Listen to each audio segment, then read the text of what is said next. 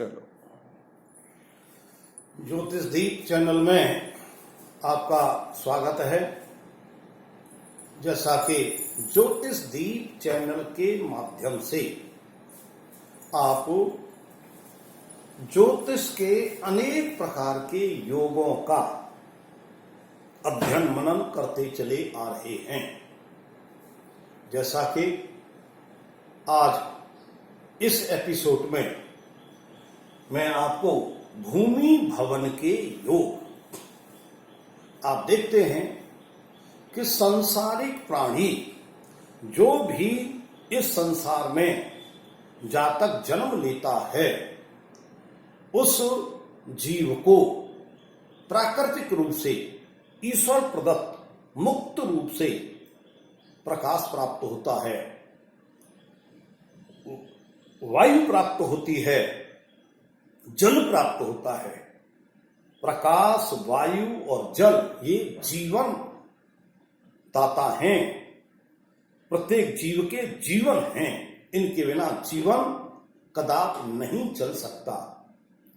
इसी प्रकार से मनुष्य के द्वारा अन्न भोजन की प्राप्ति कराई जाती है, जो भी जीवन का चलाने वाला है। इन सब तथ्यों के साथ में प्रत्येक जातक अपने जीवन काल में यह चाहता है कि मैं कोई भी आवास, कोई भी भूमि का स्वामी बनूं और उस छोटी से छोटी या बड़ी से बड़ी भूमि का स्वामी बन करके उसमें अपने मन इच्छित आवास का निर्माण करूं, और निर्माण करता है। जिनमें से कुछ आप जातक देखते हैं कि छोटे 50 वर्ग गज से लेकर के 5000 वर्ष तक 5000 वर्ग गज तक की भूमि पर अपना आवास बनाते हैं। कोई छोटा आवास बनाता है, कोई मध्यम श्रेणी का बनाता है, कोई और बड़ा श्रेणी का बनाता है। कुछ जातक अपने बहुत विस्तृत क्षेत्र में आवास बनाते हैं। ये सब चीज, ये सब योग हम उनकी जन्म कुंडली से देखते हैं कि किस जातक के किस प्रकार का भूमि भवन का योग है।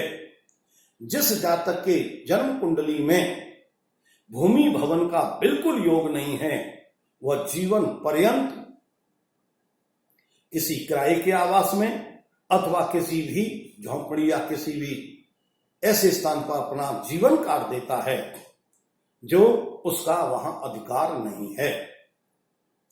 कुछ जातक ऐसे हैं जिनके भूमि भवन का, छोटे भूमि भवन का योग है और उसमें ही वो अपना जीवन व्यतीत कर देते हैं।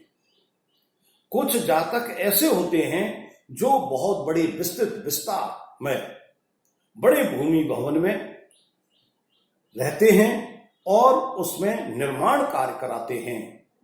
कुछ जातक ऐसे होते हैं जिनकी जन्म कुंडली में एक से अनेक भूमि भवन का योग होता है, जिसमें से एक किसी भूमि भवन पर स्वयं रहते हैं और दूसरों के स्वामी बनकर के वह रहते हैं। अनेक प्रकार के भूमि भवन के योग इस ज्योतिष विद्या के माध्यम से हमको देखने को मिलते हैं।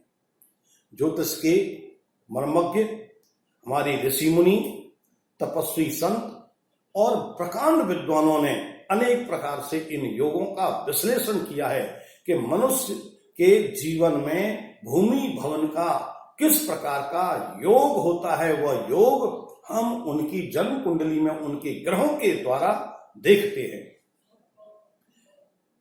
आइए आज मैं आपको भूमि भवन के योग के विषय में विस्तृत रूप से बतलाने जा रहा हूं। इसी के साथ आप ज्योतिष दीप चैनल को सब्सक्राइब करें और इस वीडियो को बड़े ध्यान से सुनते हुए शेयर करें, लाइक करें कि इसमें किस प्रकार के भूमि भवनों का विश्लेषण किया गया है। जैसा कि आप जानते हैं कि हमारे ज्योतिष के ऋषि मुनि और मर्मज्ञों ने फोर्थ हाउस हमारा भूमि भवन का है। इससे हम किस प्रकार का भवन भूमि प्राप्त होगी, छोटी होगी, बड़ी होगी, सुंदर होगी, किस प्रकार का आवास सुंदर होगा, कैसा होगा, एक होगा, अनेक होंगे, अनेक प्रकार के तथ्यों पर इस पर हम विचार करते हैं, जिसके माध्यम से आप देख रहे हैं कि ये पहली कुंडली है। ये पहली कुंडली वृष लगन की है। इस जातक के फोर्थ हाउस में सूर्य अपनी ही राशि में बैठा हुआ है। सिंह का सूर्य उसी की राशि में बैठा हुआ है, जिसके कारण से सूर्य का विस्तार है, बड़ा है। सूर्य सदैव संसार को प्रकाश देता है। सूर्य के बराबर किसी का बड़ा विस्तार नहीं होता। ऐसे जातक जिसका चतुर्थेश चतुर्थ स्थान में बैठा हो और वह भी सूर्य हो, तो ऐसा जातक बहुत बड़े भूमि भवन का स्वामी होता है। और उसके साथ में द्वितीयेश बुध भी बैठा हुआ है। द्वितीयेश बुध 1 से 2 आवास प्रदान करता है। इसी प्रकार से उसके साथ में लग्नेश शुक्र भी बैठा हुआ है। लग्नेश शुक्र भी सुंदर आवास देता है। इस जातक के पास में कई भूमि भवन हैं और सब ही बहुत ही वास्तु के हिसाब से, वास्तु के सिद्धांतों के अनुसार बहुत सुंदर भूमि भवन, बहुत सुंदर भवनों का निर्माण कराया हुआ है और बहुत ही सुख ऐश्वर्य आराम से निवास करते हैं।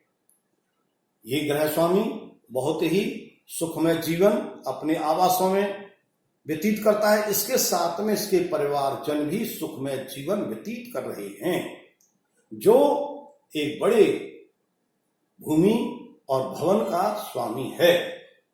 इस प्रकार से आप देखते हैं कि हमारे सिद्धांत हैं कि यदि चतुर्थ भाव में लग्नेश के साथ में हो और शुभ ग्रह से दृष्ट हो, तो वह ऐसा स्वामी विशाल भूमि भवन का मालिक होता है।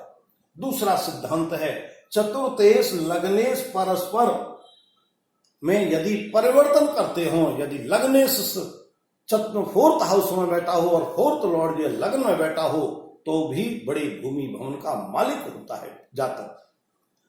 यदि चतुर्थेश द्वितीयेश केंद्र या त्रिकोण में हो, सेकंड लॉर्ड और फोर्थ लॉर्ड यदि केंद्र या त्रिकोण में हो, तो जातक बड़े भूमि भवन का मालिक स्वामी होता है।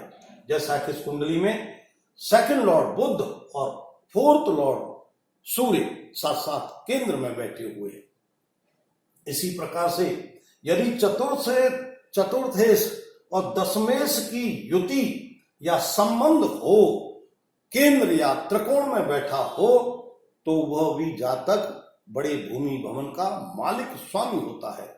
जैसा कि इस कुंडली में फोर्थ लॉर्ड स्वयं फोर्थ हाउस में बैठा हुआ है और उसके 10th हाउस में चंद्रमा बैठा हुआ है और चंद्रमा का बुध के ऊपर दृष्टि है। सेकंड लॉर्ड बुध के ऊपर दृष्टि है तथा लग्नेश के ऊपर भी दृष्टि है और इनकी दृष्टि चंद्रमा के ऊपर है, जो सुंदर भूमि भवन का कारक है। यदि किसी जातक की कुंडली में फोर्थ लॉर्ड 6, 8, 12 में बैठ जाता है, तो ऐसे जातकों के कोई भी घर नहीं होता। यदि फोर्थ लॉर्ड चतुर्थेश 6, 8, 12 में बैठा हुआ मिलेगा, उस जातक के कोई भी आवास नहीं होता है। इसी प्रकार से आप देख रहे हैं, ये दूसरी कुंडली है। ये दूसरी कुंडली लग्नेश लग्न में बैठा हुआ है तथा शुक्र जो है फोर्थ लॉर्ड होकर के बुध के साथ, सूर्य के साथ में, सूर्य सेकंड लॉर्ड है, सूर्य सेकंड लॉर्ड है और फोर्थ लॉर्ड के साथ में बैठा हुआ है। जब फोर्थ लॉर्ड चतुर्थेश सेकंड हाउस के स्वामी के साथ बैठता है तो वह जातक बहुत ही सुंदर आवास में, अपने आवास में निवास करता है। इस जातक के पास में बहुत ही सुंदर आवास है,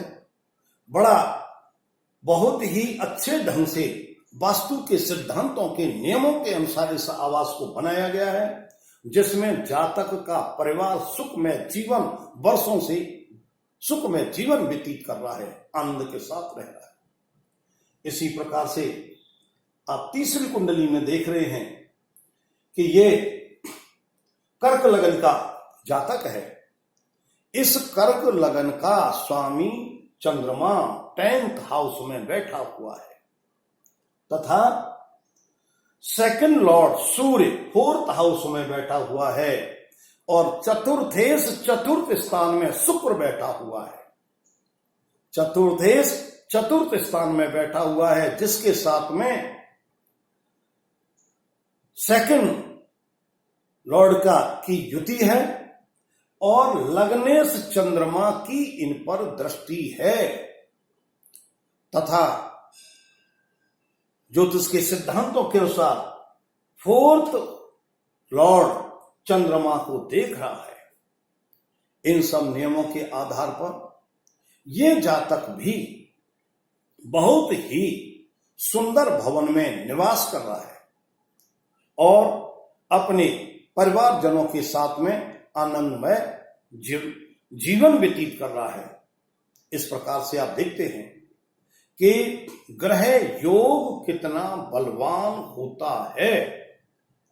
कुछ ऐसे भी जातक हैं जिनका fourth Lord 6th, 8th, 12th house में बैठे हुए हैं। अथक प्रयास करने के बावजूद भी, अनेक प्रकार के साधन जुटाते हुए भी वे आज तक कोई भी भूमि भवन नहीं ले सके और न उनका सुखमय जीवन व्यतीत कर सके।